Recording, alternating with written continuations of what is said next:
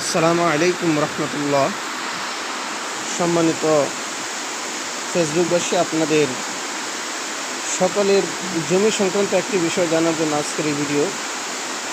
আজকের এই ভিডিও থেকে আমি আপনাদেরকে একটা জিনিস বোঝাতে চেষ্টা করব। সেটা হলো যে আমরা অনেকেই বিআরএস রেকর্ড কিংবা বিআরএস পর্চা খতিয়ান যাকে বলা হয় সেগুলো আমরা চিনি এবং সেগুলোর নামও পড়তে পারি, দাগ বুঝি, অংশ বুঝি। তথাপি অংশ অনুযায়ী একটি বিআরএস পর্চার ভিতরে কার কতটুকু জমি রয়েছে অংশ অনুযায়ী সেগুলো বের করতে পারি না। আজকে ছোট্ট একটি হিসাবের মাধ্যমে আপনাকে সেই বুঝটা দিয়ে দেবো ইনশাআল্লাহ।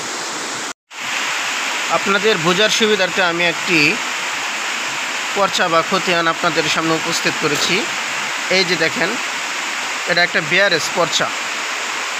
ভালো করে লক্ষ্য করেন, এই পাতাটা ডান বামে লম্বালম্বি। এটা 26 নং খতিয়ান। এই যে লেখা আছে খতিয়ান নাম্বার, এটা মূল বিআরএসেরই অংশ।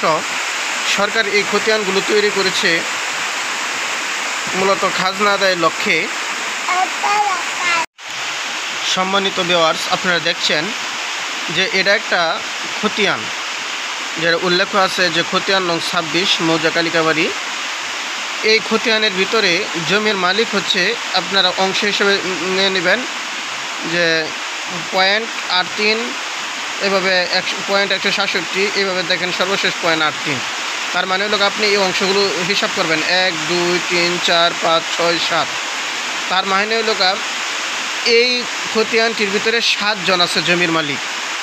আর আপনারা একটা জিনিস লক্ষ্য করবেন, এই 7টা পয়েন্ট যদি আপনি যোগ করেন তাহলে শেষে 1000 মিলবে। যে 0.083, 0.167, 0.167, এইভাবে যদি সবগুলো পয়েন্ট যোগ করেন তাহলে শেষে 1000 মিলবে। আর 1000কে মূলত 1 ধরা হয়, যে এই খতিয়ানের সমস্ত জমি এখানে রয়েছে। আর একটা জিনিস খেয়াল করবেন, এই দিকে যে এই দাগে টোটাল জমি আছে 25, এবং এই খতিয়ানে এই 1 দ্বারা বোঝায় যে সমস্ত জমিটাই এই পর্চার ভিতরে রয়েছে। এখন মনে করেন যেমন আব্দুল ওয়াহাব, সে এই খতিয়ানের জমির মালিক হলো সন 083। তাহলে তার অংশটা কিভাবে বের করবেন? সহজে বের করার একটা কৌশল হলো আপনি টোটাল জমিটা আগে দেখবেন যে এখানে টোটাল জমি আছে আপনার 167। তার মানে 1 একর 67 শতাংশ জায়গা। এন মনে রাখতে হবে যে 100% সমান 1 একর। সুতরাং 167 মানে 100% আরও 67% জমি আছে। এখন এখান থেকে আব্দুল ওয়াহাব পাবে মাত্র 0.083। তাহলে 0.083 167%-এর ভিতরে কতটুকু জমি, এটা বের করার জন্য আপনাকে যে কাজটা করতে হবে সেটি আমি এখন দেখিয়ে দিচ্ছি, একটু অপেক্ষা করেন। যে মোট জমি হইল আপনার 167। এই 167কে আপনি গুণ করে দিবেন এই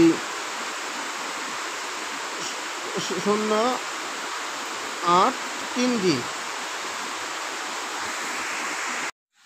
যদি আমরা 167-রে 0.083 দিয়ে গুণ করি তাহলে সেটা আপনারা কম্পিউটার বা মোবাইলে ক্যালকুলেটরের সাহায্যে করে নেবেন। তাহলে সেখানে জমির পরিমাণ আসে 13.861। যদি দেখেন যে এটা 75-এর উপরে চলে গেছে তাহলে সেটাকে পনে ধরে নেবেন। তাহলে এখানে টোটাল জমি আছে আপনার 13.9। তার মানে হলো পনে 14% জায়গা জমির মালিক, বা একটু পয়েন্ট মানে 13.75 হলেই পনে 14 হতো। এটা হলো 13.86% জমির মালিক হলো এখানে আব্দুল ওয়াহাব। আর মনে করেন এখন যদি এখানে আরেকটা অংশ দেখি, যে মনে করেন লেখা আছে আব্দুল আউয়াল, তার পরিমাণ হলো 0.167, টোটাল জমি 0.167। আবার এখানে আছে নুরুল ইসলামের জমির পরিমাণ হলো ইদ্রিস আলী, ওনার জমির পরিমাণ হলো 0.166। আপনি যদি 0.166কে গুণ করে দেন, যেমন 0.166, সেটাকে গুণ করে দিবেন এই টোটাল অংশ দিয়ে। টোটাল অংশ হচ্ছে আপনার 167 তাহলে দিয়ে দেন এখানে 167।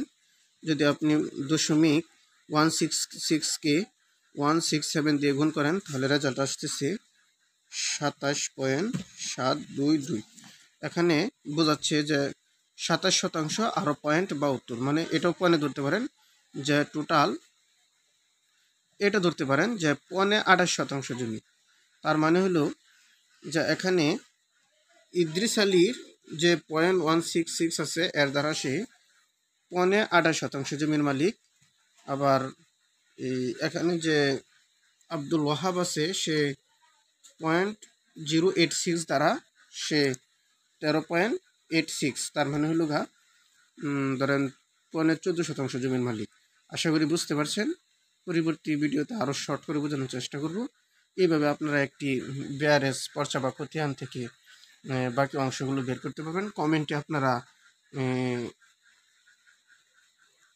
আবুল কাশেম সে জমির পরিমাণ 1.167, টোটাল পরিমাণ 167, এই অংশটুকু কমেন্টে জানাবেন যদি বুঝে থাকে।